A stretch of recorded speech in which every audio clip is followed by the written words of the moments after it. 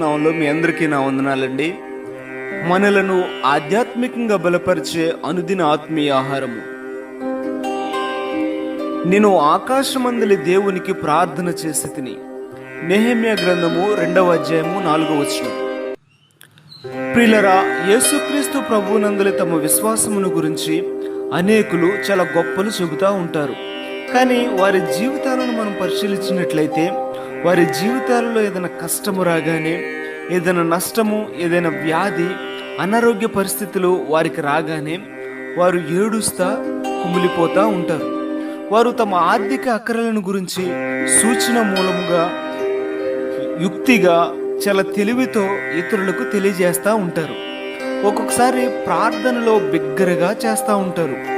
కానీ మనం చదివిన వాక్య భాగంలో చూసినట్లయితే నెహెమ్యా విషయంలో అటువంటిది ఏది కూడా మనం చూడము. రాజు యొక్క సేవకులందరిలో కూడా అతడు ముఖ్యుడు. అయినప్పటికీ కూడా అతడు రాజు యొద్ద ఎట్టి విన్నపమును చేయలేదు. తన ప్రతి అవసరత తీర్చబడే అవకాశం ఉన్నప్పటికీ అతడు రాజును ఏమాత్రము అడుగలేదు. దీనికి బదులుగా భూసంబంధమైన రాజుకు తన మనవుని తెలుపుటకు ముందు అతడు పరలోకపు దేవునికి ప్రార్థన చేశాడు. తన మనవిని సరియైన పద్ధతిలో అడుగుటకు తనకు జ్ఞానమును ఇమ్మని దేవుని ప్రార్థించాడు. రాజు ముందు తను పలుకు ప్రతి మాటను గూర్చి అతడు దేవునిపై ఆధారపడ్డాడు.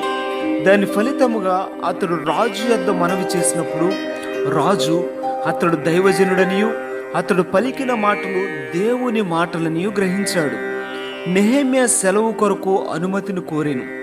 నెహెమ్యా కూడా ప్రభుత్వ ఉద్యోగులు తమకు సెలవులు కావలసినప్పుడు అడిగిన విధముగానే అడిగాడు. ఈ మాటలను నెహెమ్యా గ్రంథము 2వ అధ్యాయము 5వ వచనంలో చూస్తూ ఉంటాం. తన ముందున్న పని కొరకు అతనికి చాలా మొత్తం డబ్బు అవసరమై ఉన్నది. ఆర్థిక సహాయం కొరకు అతడు సులభముగా రాజును అడిగి ఉండవచ్చు. రాజు చాలా గొప్పవాడు కనుక వెంటనే అతనికి సహాయం చేసి ఉండునేమో. కానీ నెహెమ్యా దేవుని పని కొరకు రాజు యొక్క ధనముపై ఆధారపడడానికి ఇష్టపడలేదు.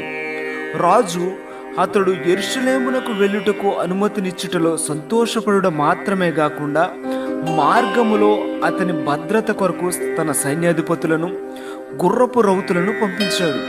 ఆ విధముగా మనము ఏ భారము నిమిత్తమైనను మన మోకాళ్ళ మీదకు వెళ్ళిన ఎడల ఆయన ద్వారా నడిపింపబడి పాలింపబడు ఆధిక్యత కలిగి ఉండటం మాత్రమే గాక మన భద్రత కొరకు, మన విజయము కొరకు అన్ని ఏర్పాట్లు చేయబడుట మనం మన జీవితాలలో కనుగొంటాం.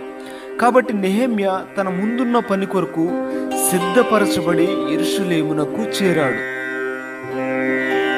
ఈ మాటలను వింటున్న ప్రియ సహోదరుడా, సహోదరి, నీ జీవితంలో ఏదైనా కష్టము రాగానే, ఏదైనా వ్యాధి బాధలు నీ ఇంట వచ్చగానే ఒకవేళ భయపడిపోతున్నావేమో, నీ బాధను తీర్చమని వారి వెనక వీరి వెనక పరిగెడుతూ ఉన్నావేమో. నెహెమ్యా వలె మనము దేవుని మీద ఆధారపడి దేవునికి ప్రార్థన చేస్తే గనక నెహెమ్యా అవసరతలు తీర్చిన దేవుడు, నెహెమ్యాకు తోడుగా ఉండి విజయాన్ని ఇచ్చిన దేవుడు నీకు నాకు కూడా విజయాన్ని ఇవ్వడానికి ఆయన సమర్థుడు అని గ్రహించి మోకాళ్ళ మీద ఆయన మీద ఆధారపడదాం. దేవుడు తన మాటలను మనందరి వెనుకలో దీవించునుగాక. ఆమేన్.